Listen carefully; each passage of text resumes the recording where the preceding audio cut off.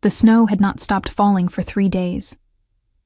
Lottie had counted each one, pressing her back against the wooden wall of the old cart, watching the white sky swallow the road behind her, watching the village of Ashford disappear into nothing.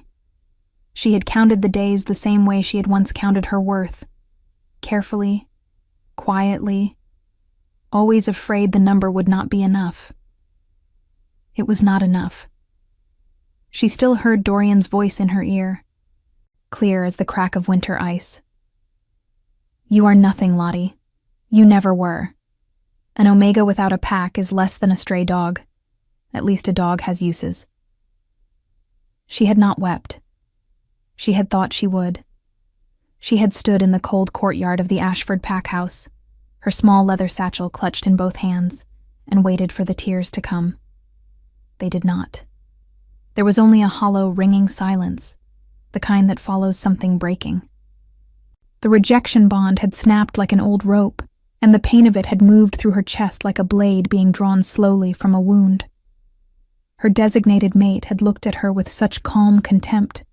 No rage, no guilt, only boredom, as though she were a matter long overdue for settling. She had walked away before he finished speaking. That had been 3 days ago. Now she sat in the back of a traveling merchant's cart, wrapped in a wool blanket that smelled of pine resin and old leather, her gray cloak pulled tight across her shoulders. The merchant, an elderly beta named Torvald, who asked few questions and accepted the last of her copper coins without comment, had offered her passage as far as the village of Eldenmoor. She had accepted without knowing what waited there. She had no map, no family, no pack bond left in her chest, only the faint, tender scar of where one had been. What she did have was a folded parchment, slightly damp at the edges, that she had taken from the notice board outside Ashford's grain hall the morning after her rejection. She unfolded it again now, smoothing the creases with her thumb. For sale, 1 cabin and parcel of land, situated at the northern boundary of Eldenmoor Forest. Abandoned. Condition unknown. Price, 8 silver marks or reasonable exchange. Inquire at the Eldenmoor gatehouse. 8 silver marks. She had 4, and a small brooch of her mother's, oval, pewter, engraved with a running deer, that a merchant might accept as the difference. The cabin was likely a ruin. She knew that. She was not a fool, whatever Dorian believed. But a ruin could be repaired, and a ruin was hers. No Alpha above her, no pack hierarchy pressing down on her designation like a boot on her throat. No one to remind her, with a glance or a word or a silence, what she was. An Omega, unmatched, unwanted. Free, she told herself, and pressed her cold fingers together in her lap. Eldenmoor appeared in the gray afternoon like something half remembered from a dream. A small settlement at the edge of a great pine forest, its thatched rooftops dusted with snow. A stone gatehouse standing crooked at the entrance like an old man leaning on a staff. Smoke rose from the chimneys. A blacksmith's hammer rang in the distance. A pair of children chased a chicken through the mud near the well, shrieking with laughter. It smelled of wood smoke and bread and the cold, clean sharpness of pine, and Lottie breathed it in slowly as Torvald's cart rolled to a stop. "Good luck to you, girl," the old merchant said without turning around. "Thank you," she said. "For everything."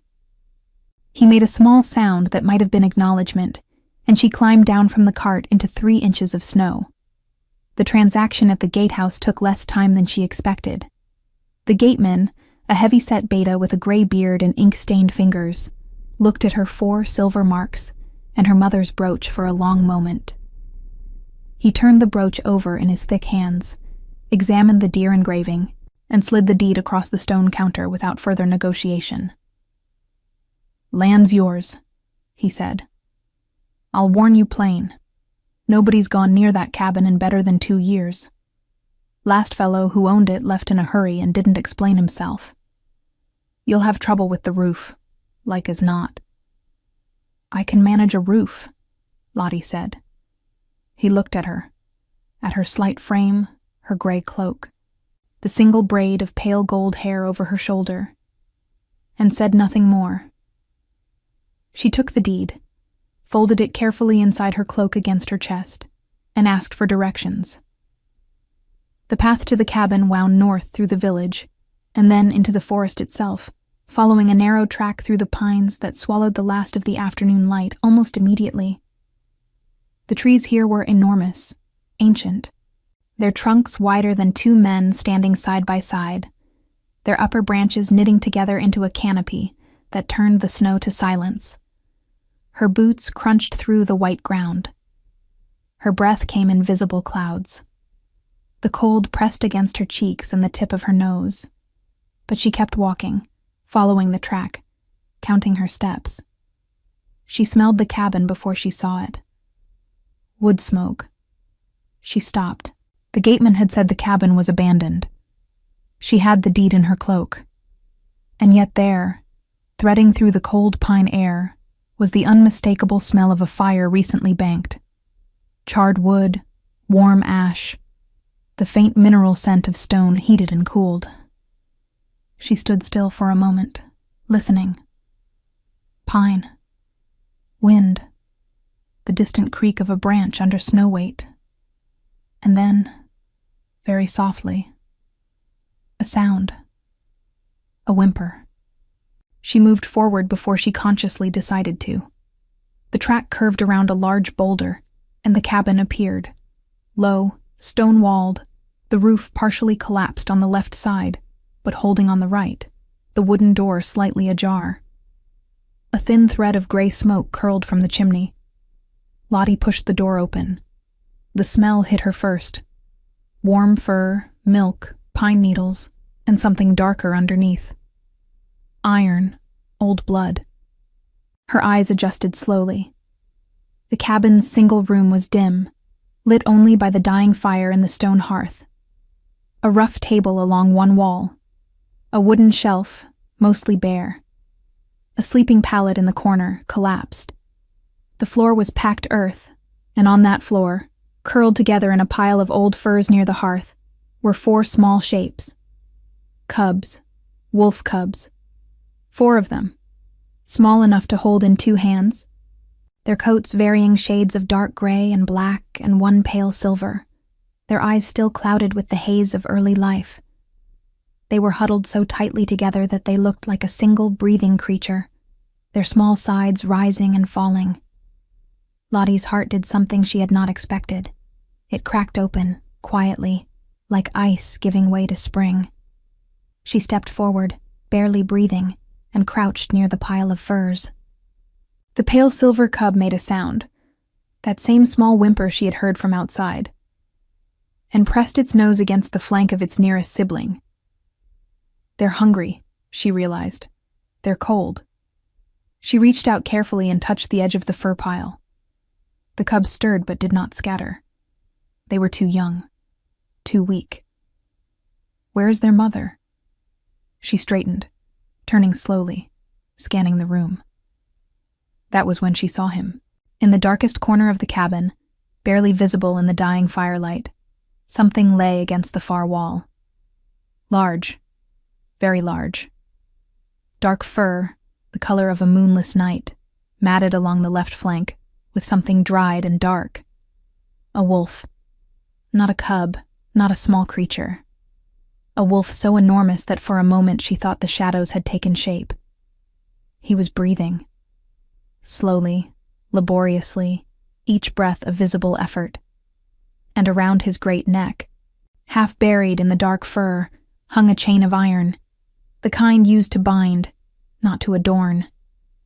It was broken at one link, trailing several inches of heavy chain that clinked faintly as his side rose and fell. Lottie did not move for a long moment. The wolf's eyes opened. Not amber, not gold, not the common wolf glow she had grown up seeing in the pack house. Blue. Pale. Cold. Ice blue. Eyes that had no business belonging to any creature she had ever encountered.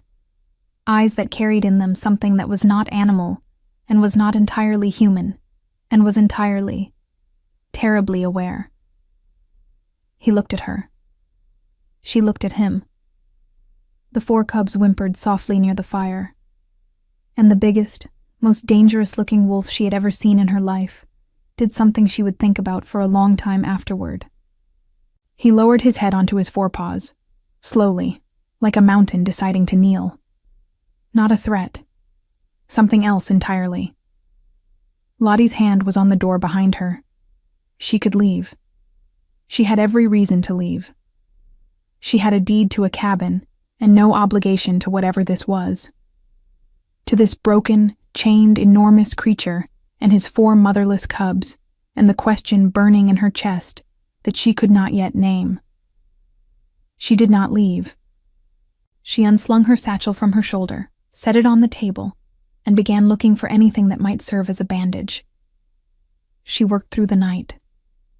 There was no other choice, not with 4 cubs mewling weakly near a fire that would die before dawn, and a wolf bleeding slowly in the corner. Lottie was not a trained healer.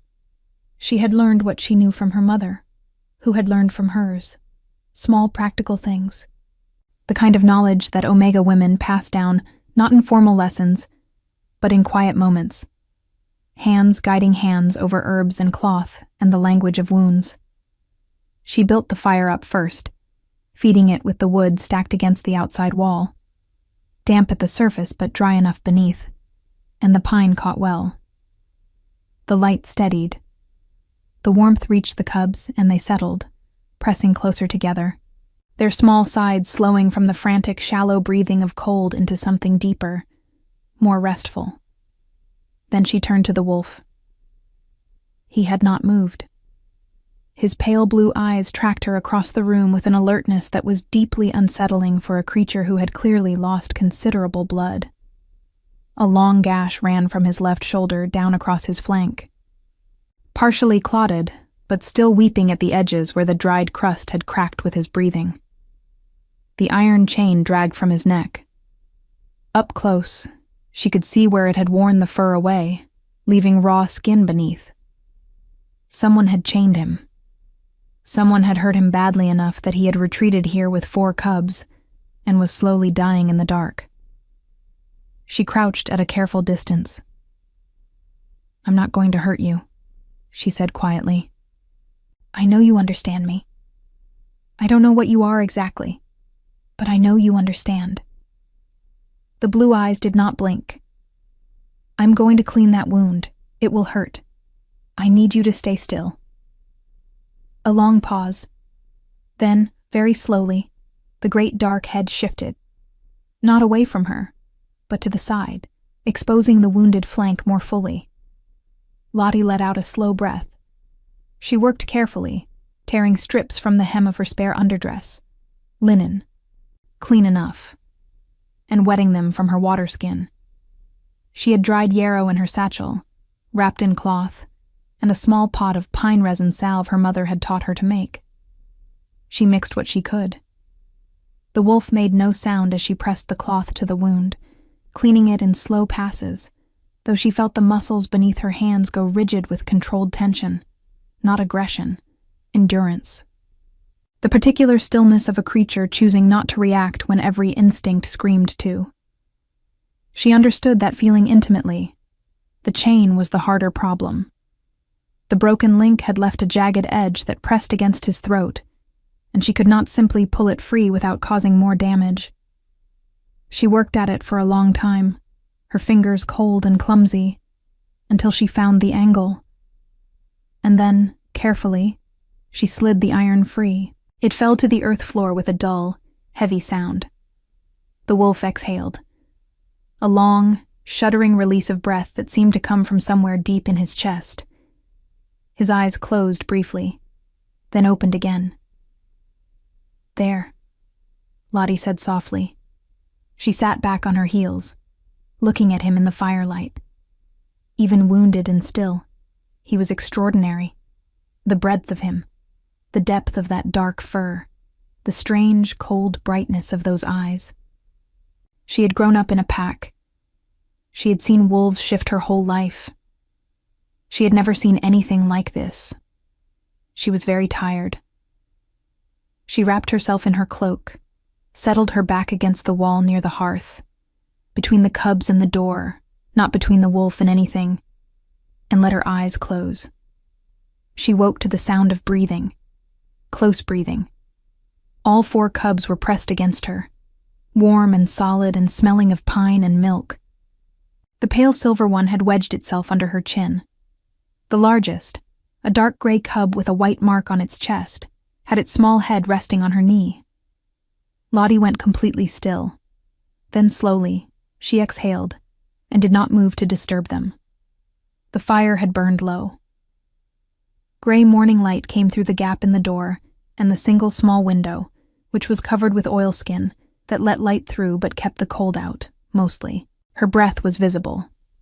But the cubs were warm, and that was what mattered. She looked toward the corner. The wolf was gone. In his place, on the packed earth floor, sat a man. Lottie had grown up knowing that shifters existed. She had spent her life in a pack.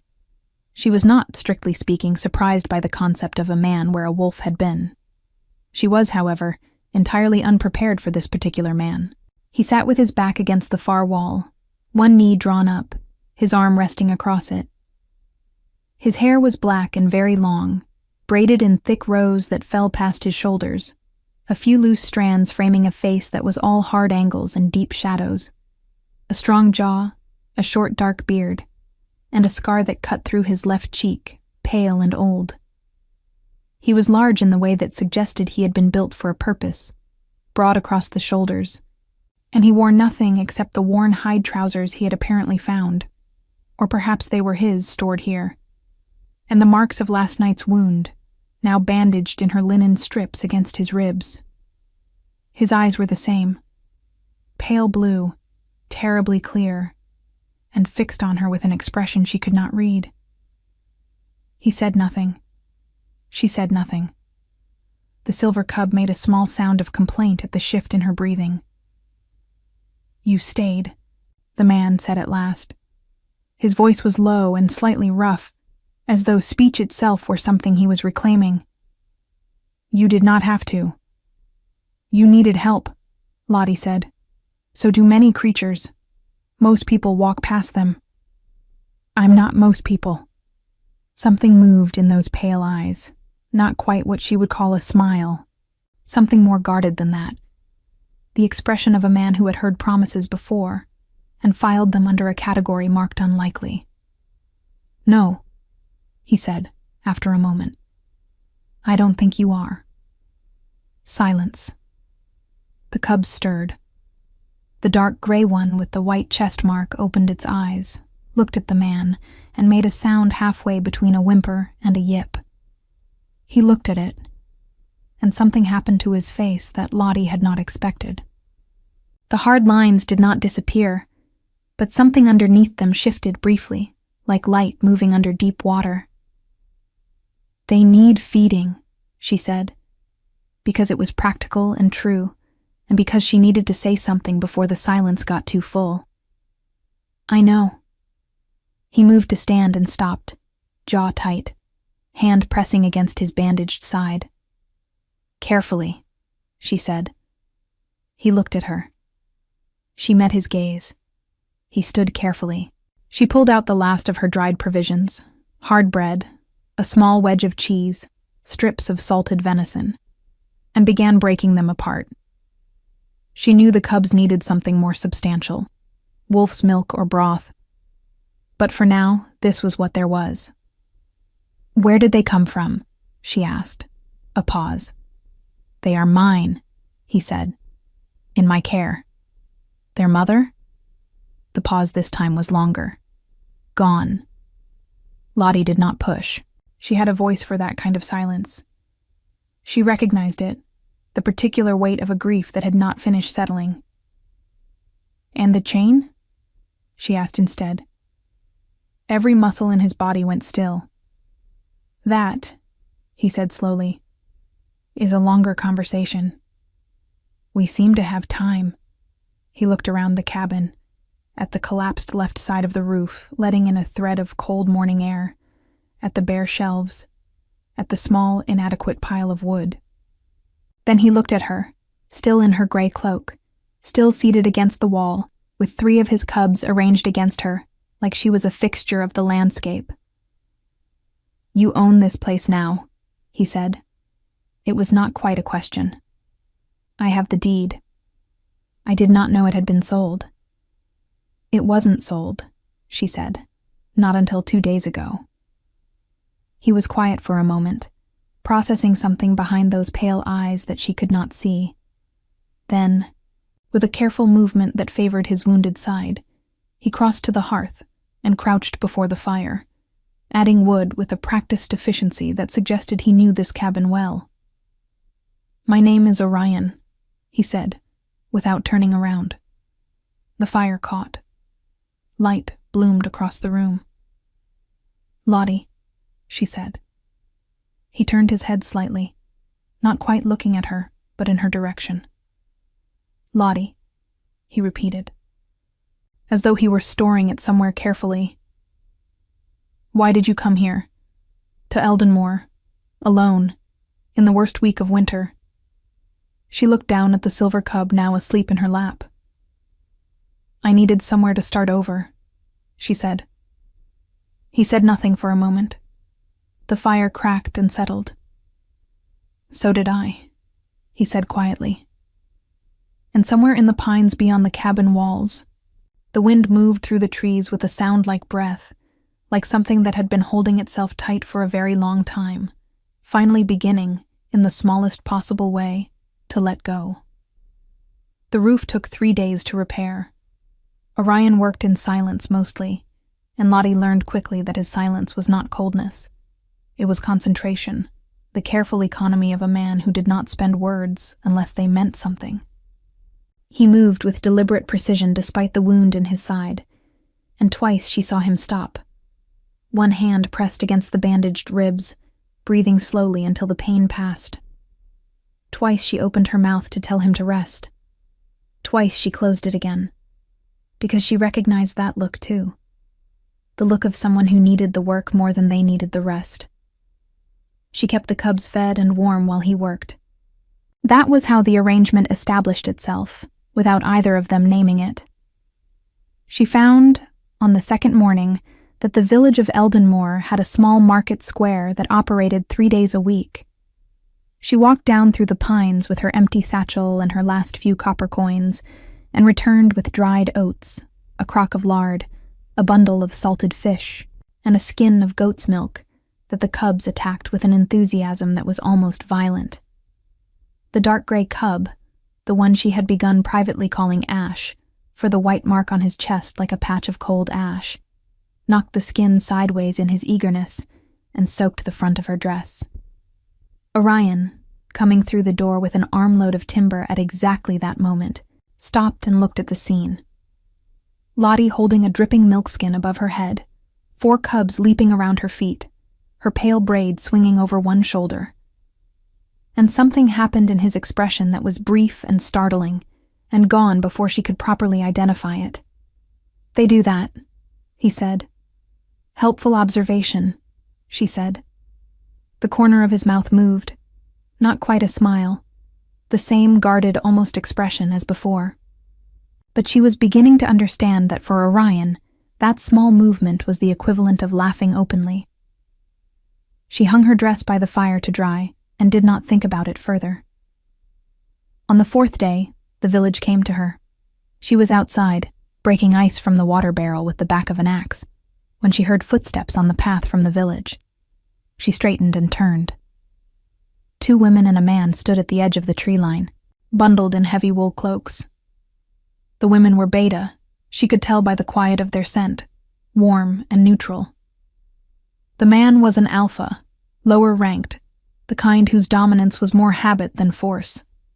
He had a wide, weathered face and watchful eyes. "Morning," the man said. He had the careful tone of someone delivering a rehearsed speech. "We heard the old Pell cabin had been purchased. I'm Gareth, head of the Eldenmoor Village Council. These are Marin and Sula, our healer and her apprentice." Marin was older, perhaps 50, with silver-streaked hair and sharp eyes that moved across Lottie with the efficient assessment of someone accustomed to diagnosing things quickly. The apprentice, Sula, was younger, perhaps Lottie's own age, 23 or 24, with a round face and red cheeks and an expression of undisguised curiosity. "Lottie," she said. "I bought it 4 days ago." "Traveling alone?" Gareth asked, carefully. "Yes." A pause. He was going to ask about her pack. She could see it forming in his expression. The particular careful delicacy of someone trying to determine whether an unmated Omega arriving alone in winter was a problem or merely an irregularity. "I was released from my previous pack," she said, before he could find the words. She kept her voice steady and her chin level. "I have a deed and silver enough to establish here. I intend no trouble." Gareth looked at her for a long moment. Then something in his shoulders eased. "We're a quiet village," he said. "We keep our business to ourselves. You'll find no interference from the council, provided you contribute what you're able." "I have healing knowledge," she said. "My mother trained me. Not formally, but well." Marin's sharp eyes sharpened further. "Come and speak with me when you're settled," she said. Her voice was dry and direct, the voice of a woman who had long since stopped wasting time on pleasantries. "I've been wanting an assistant who doesn't faint at the sight of blood." "I don't faint," Lottie said. "Good." Marin turned to go, then paused. "There's a wolf been seen in these woods, large, black. The village hunters have been talking about it." Lottie kept her expression still. "Wolves are common in these forests. Not like this one." Marin's eyes held hers for a moment. "Not that large. The hunters want to track it." Another pause. "I thought whoever was living at the Pell cabin might want to know that." She held Lottie's gaze one moment longer, and then she turned and walked back down the path, her apprentice Sula hurrying after her with one last wide-eyed glance backward. Gareth nodded, said something about the spring gathering, and followed. Lottie stood in the cold until the sound of their footsteps faded, then turned and went inside. Orion was awake, sitting at the table with a length of leather cord and what appeared to be a partially completed bridle. The cubs sprawled in various states of sleep around him. He had clearly heard every word through the thin walls of the cabin. His hands were still on the leather. His pale eyes were unreadable. "Hunters," Lottie said. "I heard." She sat down across from him.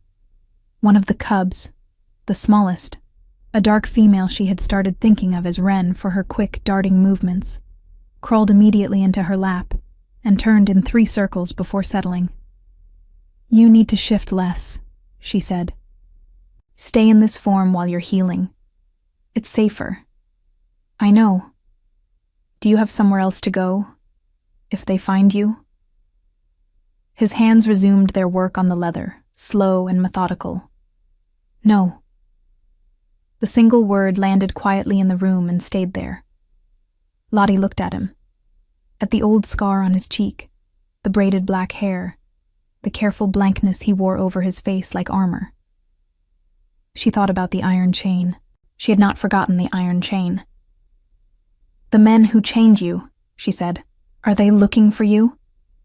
A long silence. The fire cracked. Wren made a small sound in her sleep. "Yes," he said. "Who are they?" He looked up from the leather. Those pale blue eyes found hers and held, not threatening, not evasive, just careful. The way a man looks at someone he is deciding whether to trust. "People who want something I won't give them," he said at last. "What do they want?" "A kingdom," he said. The word fell between them like a stone into still water, and the ripples moved outward in the silence, and Lottie felt the shape of something much larger than a ruined cabin and 4 wolf cubs and a wounded man beginning to take form at the edges of her understanding. She did not press further. Not tonight. Instead, she said, "The healer, Marin. She warned me. She didn't have to do that." No, Orion agreed. She knows what you are. Perhaps. And she didn't tell the hunters. He was quiet for a moment, looking down at the leather cord. There are people, he said slowly, who keep the old loyalties, who remember what things were before. He paused. Before everything changed. Lottie watched his face. The firelight moved across the scar on his cheek, across the severe lines of his jaw.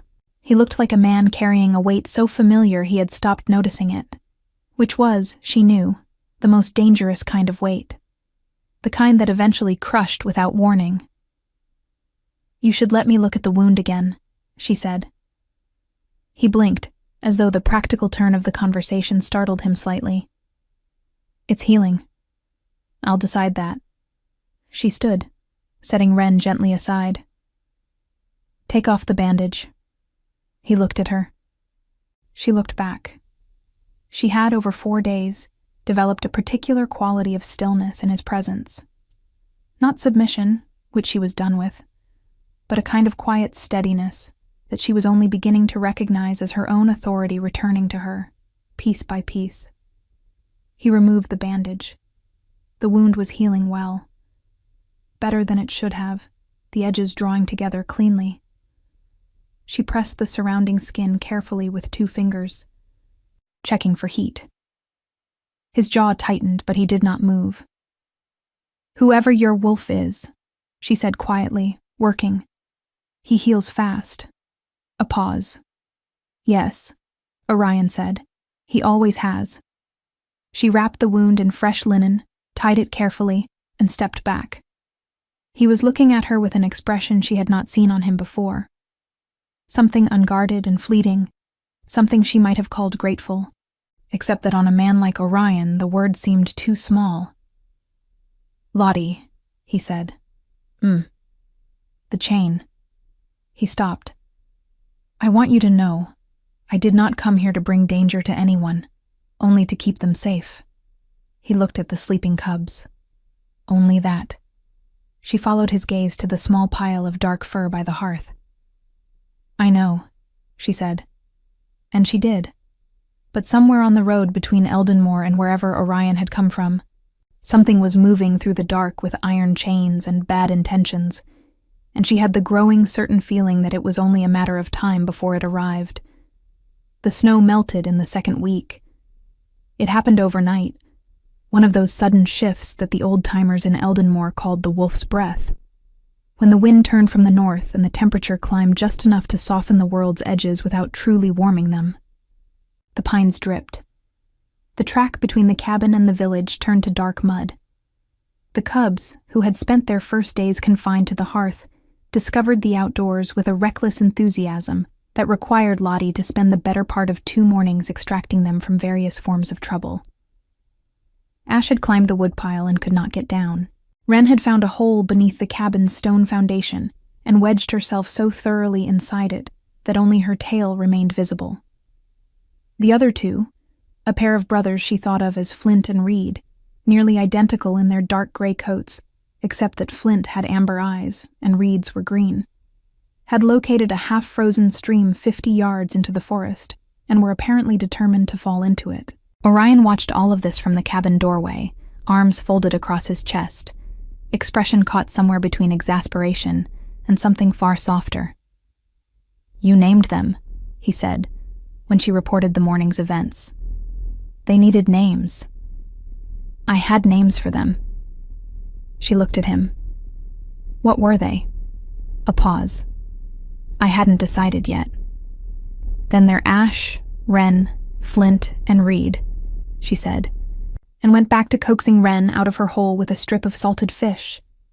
She did not see his expression, but she heard, behind her, the brief and quietly startled sound of a man who had not expected to be amused and who was not entirely sure what to do about it.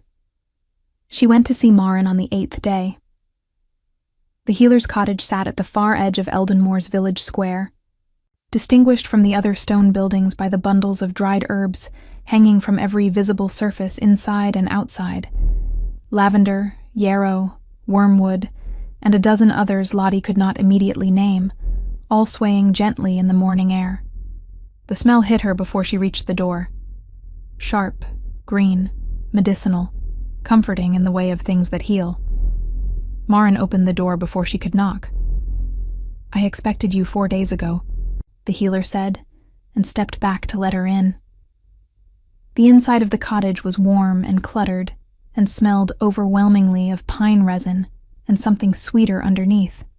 Meadowsweet, perhaps. Bundles of herbs occupied every surface. A large work table dominated the center of the room, covered in clay pots and iron mortars and folded linen. Sula sat in the corner sorting roots, and looked up at Lottie's entrance with her characteristic expression of open curiosity. "I've been busy," Lottie said. "Yes." Maren moved to the work table and picked up an iron mortar, resuming whatever she had been grinding. "With your guest." Lottie said nothing. Maren ground in silence for a moment. "I'm not going to ask you questions you won't answer," she said. "That's not how I do things. But I'll tell you what I know, and you can decide what to do with it." She set the mortar down and looked at Lottie directly. 14 years ago, Maren said, there was a king, a true one, an Alpha King of the old bloodline, the kind whose authority ran deeper than titles and politics. His name was known from the northern peaks to the southern trade roads. He was not a soft ruler, but he was a just one, and under his reign, the packs kept peace. She paused.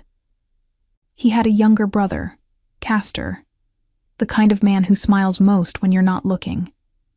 Lottie stood very still. "The king was betrayed," Maren continued quietly. "Not in battle. In his own hall, at his own table.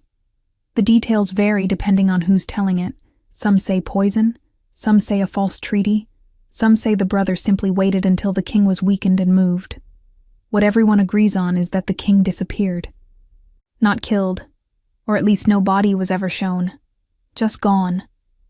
And Castor took the throne." She picked up the mortar again. "Castor has ruled for 11 years. He is not a just man. The packs that once kept peace now pay tribute in blood and grain and sons, sent to fight wars that serve no one's interest but his, and he has spent 11 years looking for something." She met Lottie's eyes.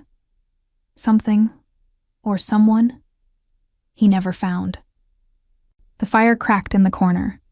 Sula had stopped sorting roots. "The iron collar," Lottie said carefully, "that I found on the wolf, that was not a hunter's chain." "No," Maren said, "it was not." They looked at each other across the work table. "He's going to find him," Lottie said. "Castor. He's going to track him here." "Men have been through Eldenmoor twice in the past 3 months," Maren said. "Castor's men. Asking questions. Wearing the brother's crest, a broken crown. They put on their shields now, the arrogance of it."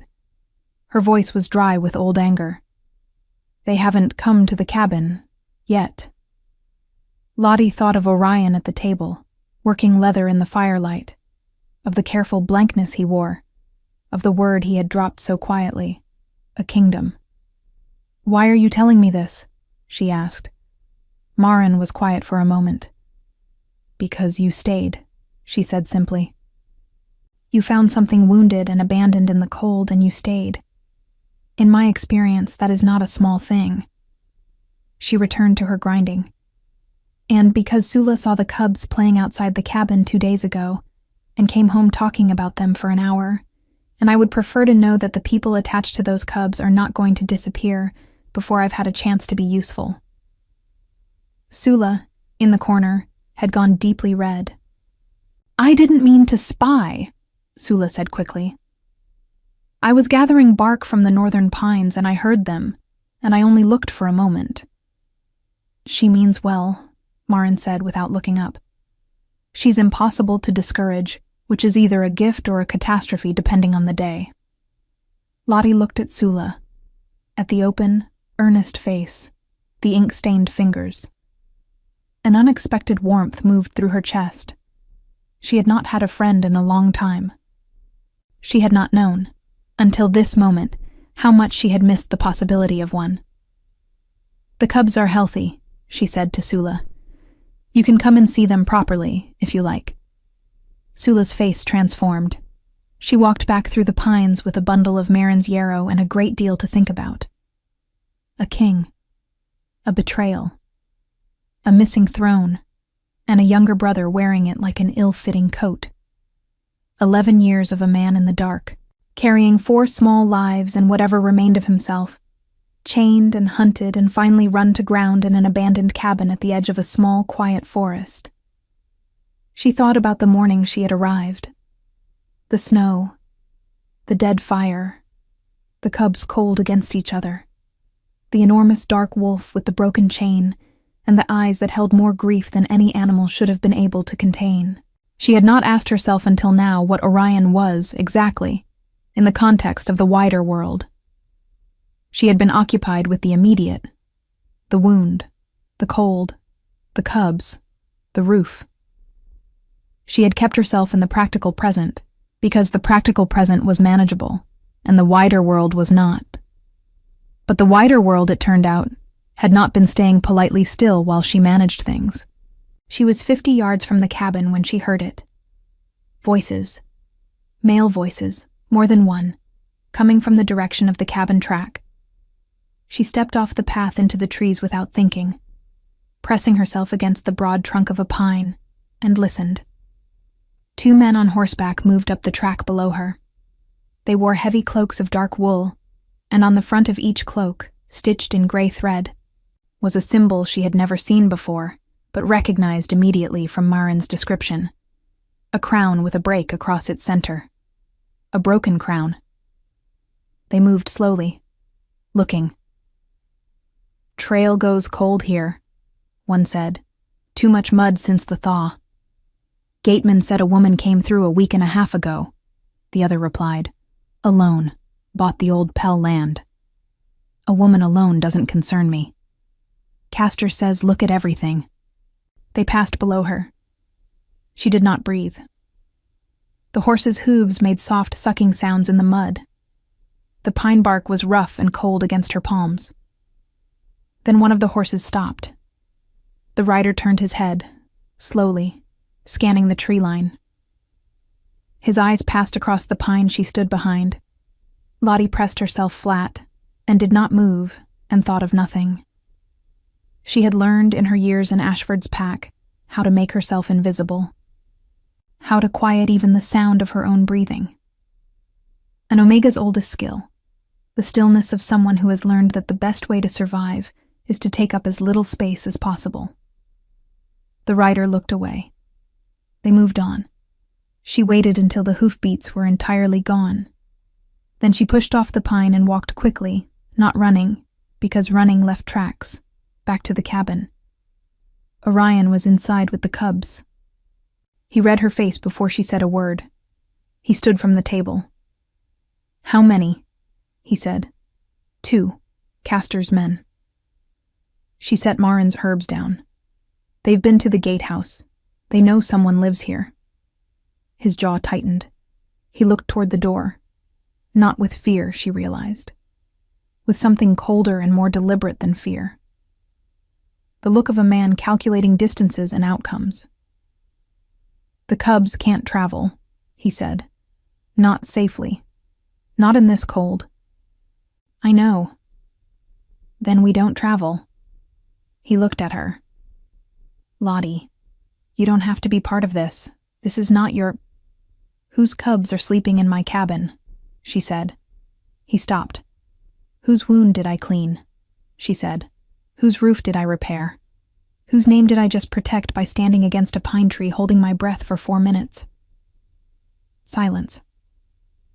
"This became my problem," she said quietly. "The night I walked through that door. I'm not walking back out of it." Orion looked at her for a long moment. The firelight moved across his face, across the scar, the dark braids, those pale, impossible eyes.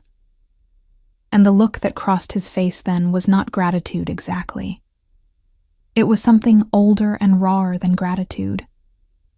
It was the look of a man who had been alone for a very long time, in ways that went far beyond geography, encountering something he had stopped believing he would find. He looked away first. "Then we need a plan," he said. "Yes," said Lottie, "we do." Outside, the pines dripped steadily in the wolf's breath thaw, and somewhere down the muddy track, Castor's men were still riding. The plan began with Marin. Lottie went back through the pines before dawn the next morning, moving quietly along the tree line rather than the open track, her gray cloak pulled close against the cold.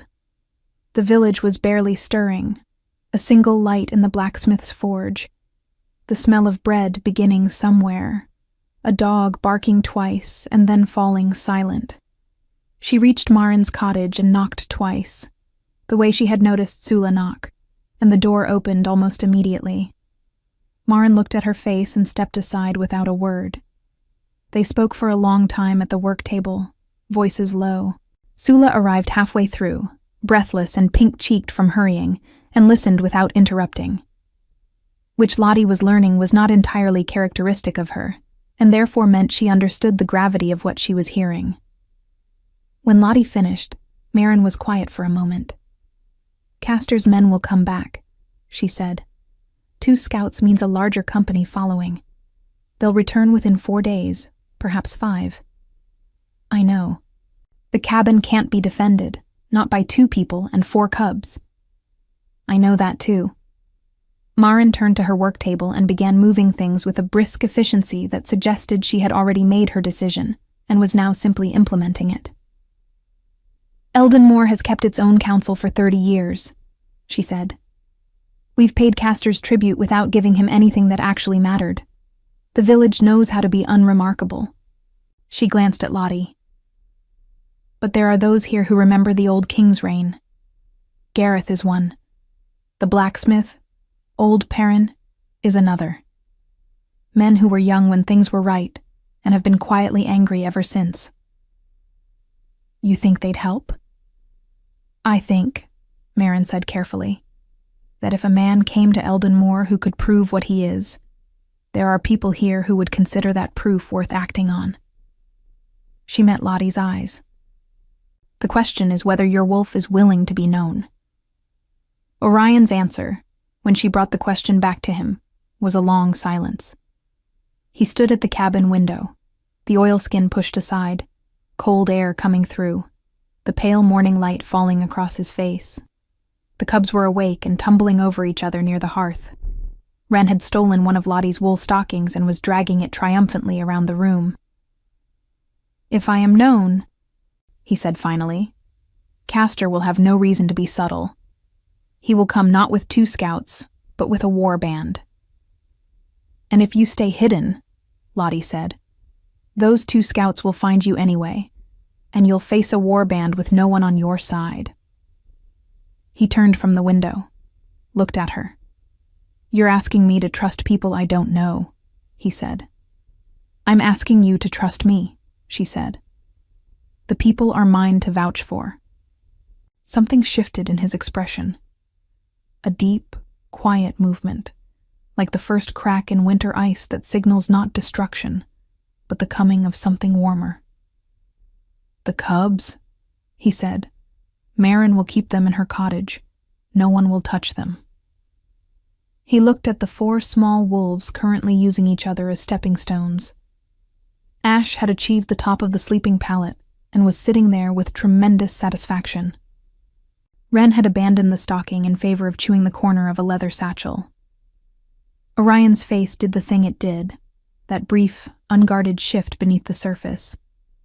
And then he straightened and said, "Tell Marin yes."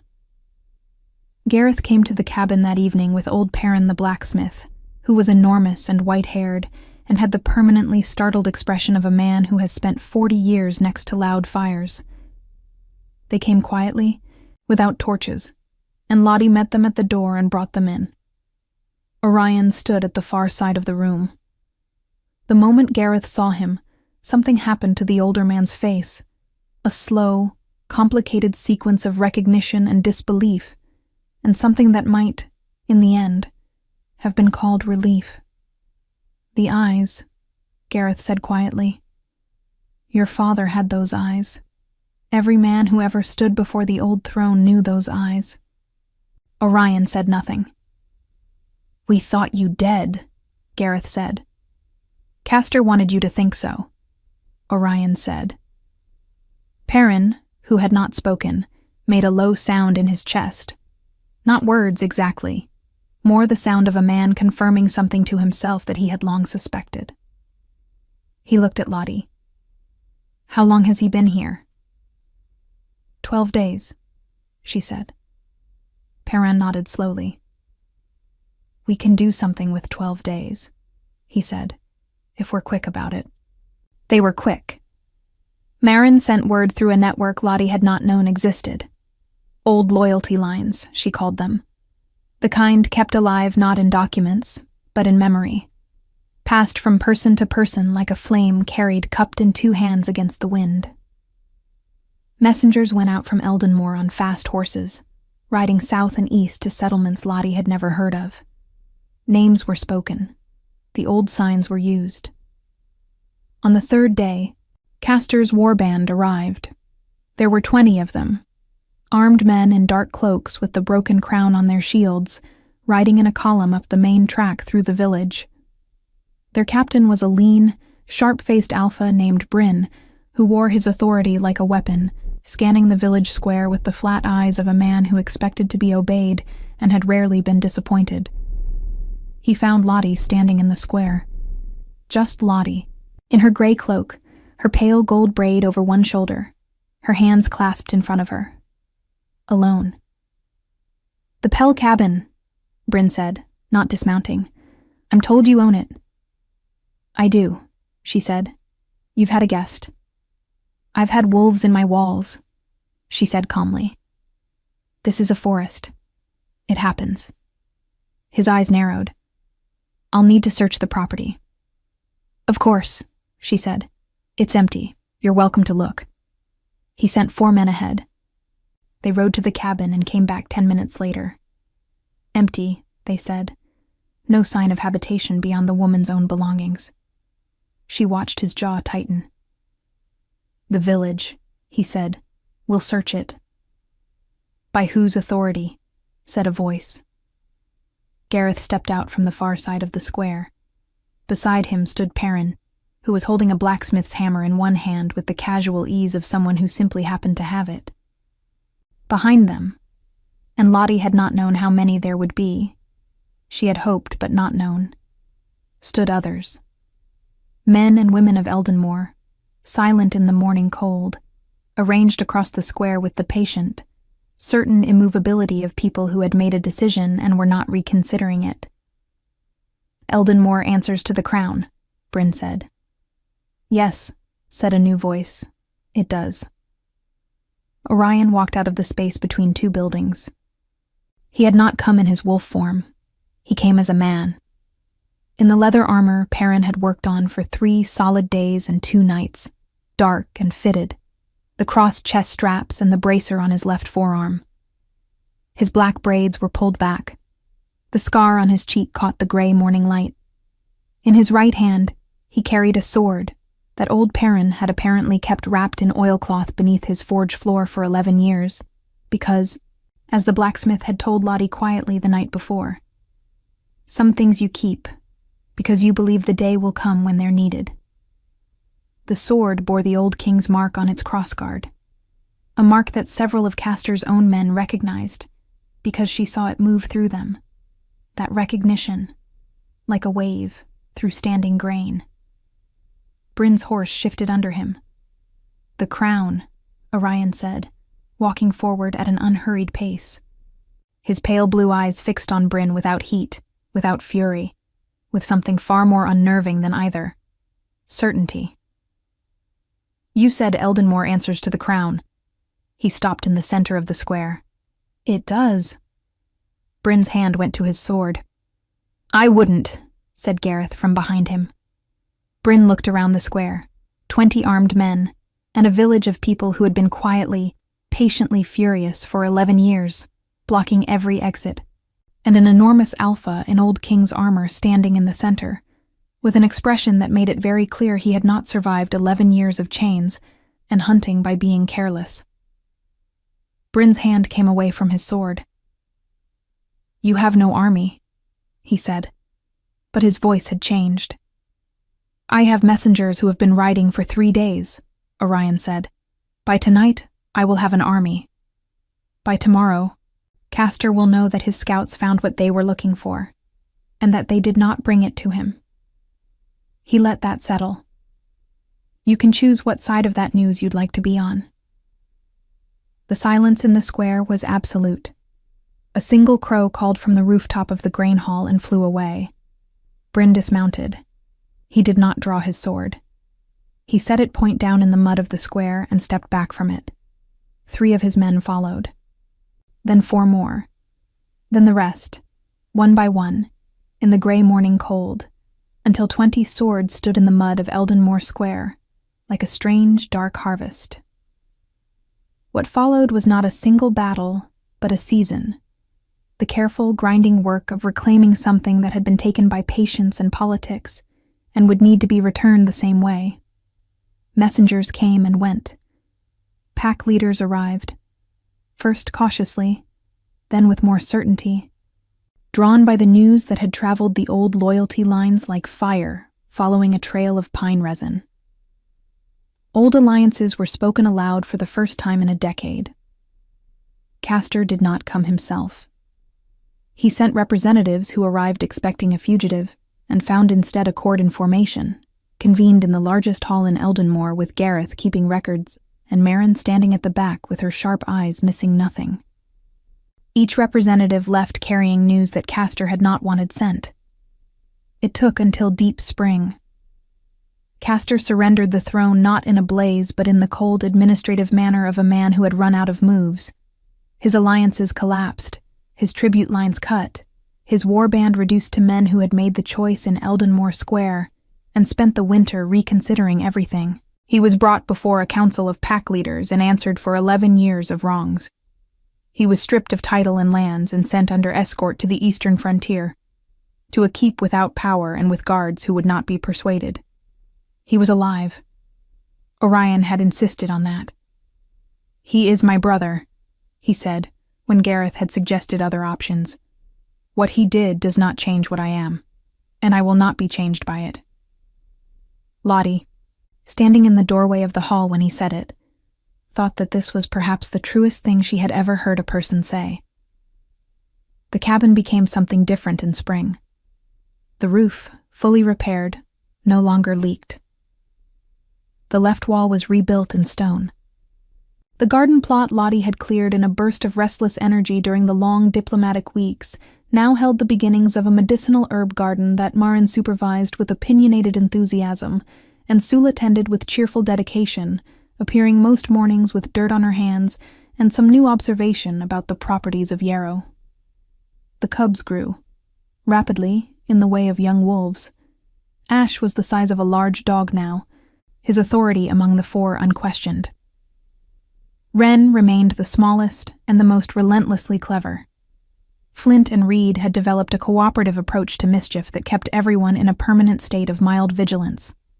They were learning to shift, haltingly, the way young wolves do, half in, half out, more amusing than dignified, though Orion supervised these attempts with a seriousness that no one commented on.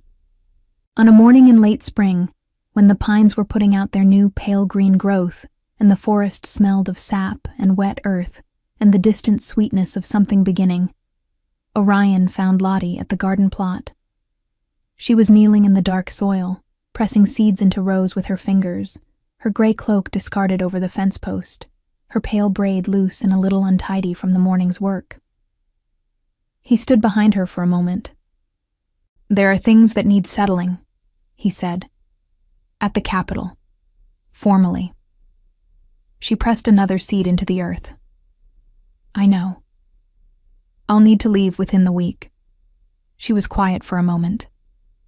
The sun was warm on her shoulders. The soil was cold under her fingers. Somewhere behind her, a cub, Reed, by the sound of him, was attempting to climb the fence. "How long?" she asked. "Months," he said. "Possibly more." She sat back on her heels and looked up at him. He was standing in the morning light with his usual stillness, and she had learned to read beneath that stillness now, learned to see what moved underneath the surface of him. She saw it now, the thing he was not quite saying. "Orion," she said. "I have no right to ask you to leave what you've built here," he said carefully.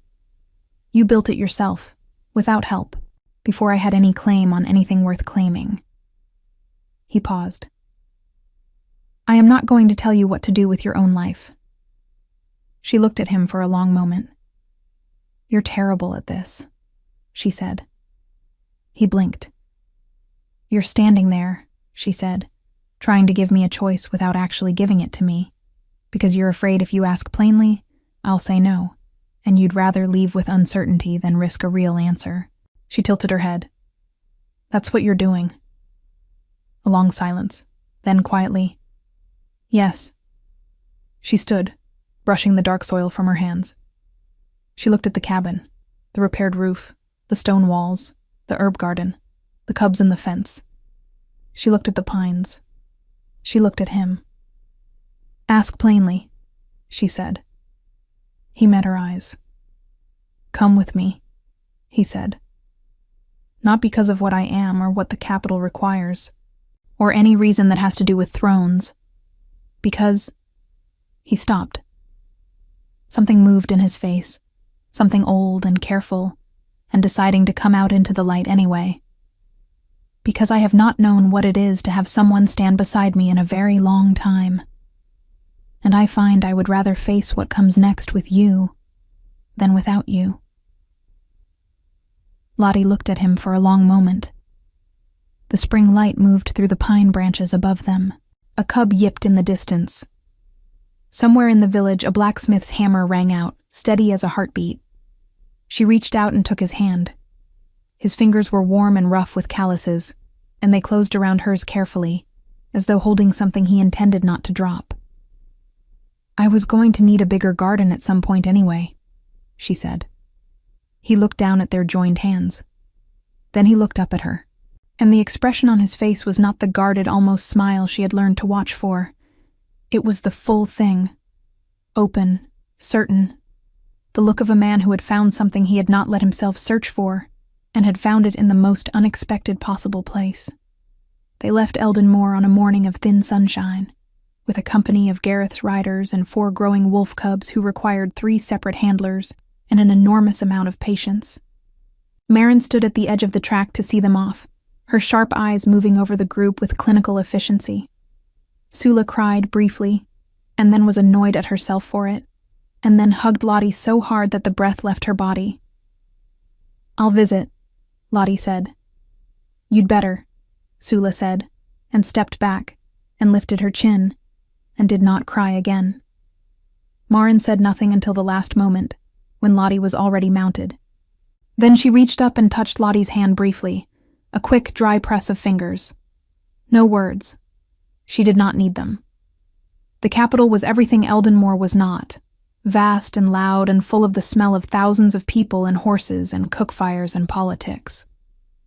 Orion moved through it like water finding its level, not without difficulty, not without the weight of 11 lost years and the complicated work of reclaiming them, but with a steady, patient certainty that Lottie recognized as the truest thing about him. There were months of formal proceedings, old wrongs addressed, pack bonds restored, laws rewritten that Castor had distorted. It was slow and exhausting, and sometimes Lottie sat in the gallery of the great hall watching Orion navigate it all and thought about the cabin and the snow and the dark wolf with the broken chain, and marveled at how quietly and completely the world could change. The cubs settled into the capital's great keep with adaptable ease. Ash appointed himself guardian of the main gate, with a seriousness that made the actual guards uncertain whether to be insulted or relieved. Wren discovered the keep's library, and could regularly be found inside it, which Orion claimed was inexplicable, and which Lottie found entirely natural. Flint and Reed remained inseparable and continued their collaborative approach to chaos, which now simply operated on a larger scale.